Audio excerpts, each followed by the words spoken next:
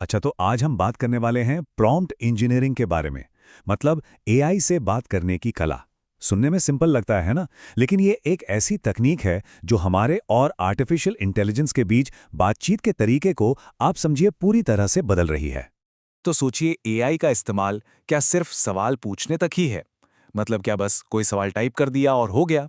या फिर इससे कहीं बेहतर नतीजे पाने का कोई और तरीका भी है?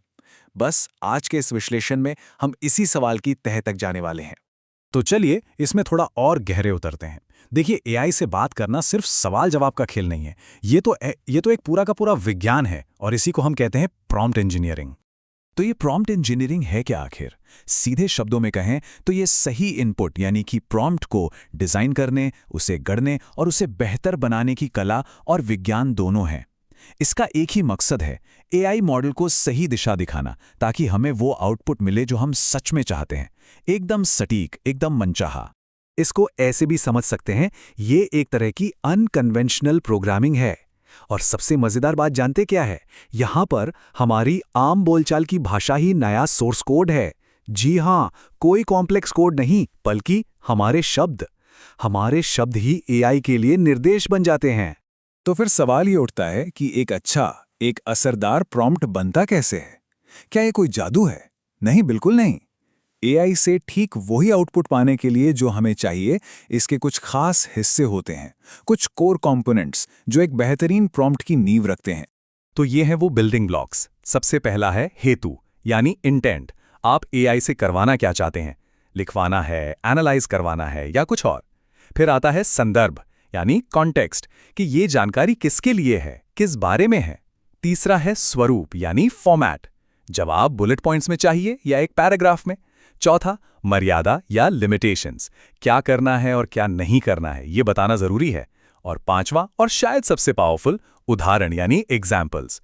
एआई को एक सैंपल दिखाकर ये बताना कि हमें ठीक ऐसा ही कुछ चाहिए। अब यहां देखिए, अंतर बिल्कुल साफ है। एक तरफ एक सीधा साधा प्रॉम्प्ट है, ब्लॉकचेन समझाओ, ठीक है, जवाब तो मिल जाएगा पर शायद बहुत ही जेनरल सा। और दूसरी तरफ देखिए एक स्ट्रक्चर्ड प्रॉम्प्ट जिसमें बताया गया है कि किसे समझाना है, टोन कैसा रखना है और किन बातों पर फोकस करना है। जाहिर है इससे मिलने वाला जवाब कहीं ज्यादा काम का और सटीक होगा।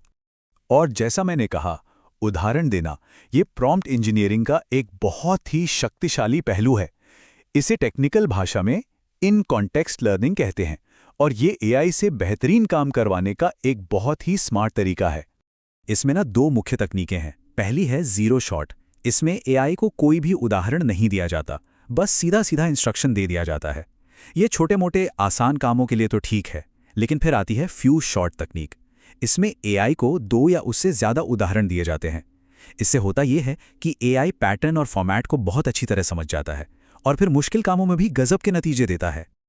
लेकिन तब क्या होता है जब प्रॉब्लम और भी ज्यादा कॉम्प्लेक्स हो, मतलब जब किसी सवाल में एक नहीं बल्कि कई स्टेप्स हों। ऐसी सिचुएशन में बेसिक प्रॉम्प्टिंग अक्सर आप कह सकते हैं फेल हो जाती है। चलिए देखते हैं कि ऐसा क्यों होता है।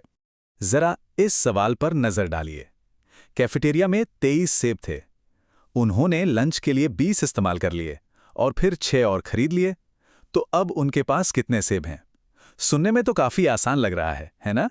लेकिन अगर एआई से सीधे सीधे जवाब मांगा जाए तो हो सकता है वो कुछ ऐसा जवाब दे। जवाब है 29, जो कि गलत है। अब ऐसा हुआ क्यों? क्योंकि एआई ने जल्दबाजी में सिर्फ नंबर्स पे ध्यान दिया। उनके पीछे के लॉजिक को, मतलब क्या प्लस करना है और क्या माइनस, उसे नहीं समझा। तो फिर इसका इलाज क्या है? इसका सॉल्यूशन है चेन ऑफ थॉट प्रॉम्प्टिंग। ये एक कमाल की तकनीक है। इसमें हम एआई को कहते हैं कि भाई सीधे जवाब मत दो, बल्कि हमें जवाब तक पहुंचने का पूरा रास्ता, हर एक स्टेप लिख कर दिखाओ। ठीक वैसे ही जैसे हम लोग मैथ्स की प्रॉब्लम सॉल्व करते थे। और ये देखिए नतीजा, एआई ने पूरी प्रॉब्लम को स्टेप बाय स्टेप तोड़ दिया।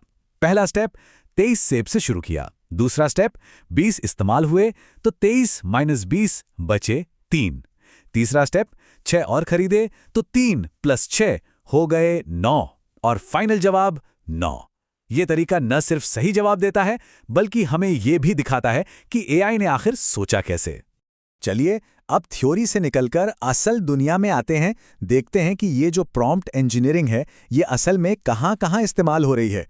क्योंकि ये सिर्फ कोई किताबी कॉन्सेप्ट नहीं है, इसका असर हर इंडस्ट्री पर पड़ रहा है।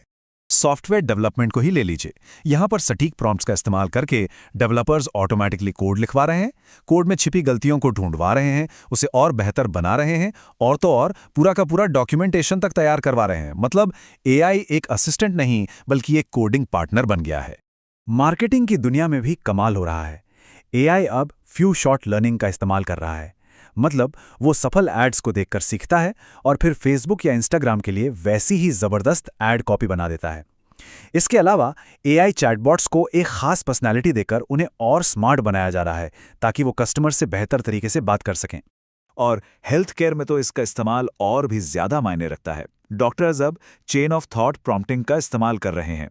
वे एआई को मरीज के सारे लक्षण बताते हैं और उसे स्टेप बाय स्टेप एनालिसिस करने को कहते हैं। इससे क्या क्या बीमारियां हो सकती हैं, इसकी एक लिस्ट बनाने में काफी मदद मिल रही है।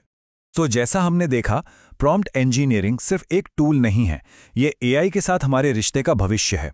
तो सवाल ये है कि आने वाले कल में एआई के साथ हमारी बातचीत कैसी दिखेगी? ये नई कला हमें और एआई को साथ मिलकर कहाँ तक ले जाएगी? ये एक ऐसा सवाल है जिसका जवाब हम सब मिलकर लिखेंगे।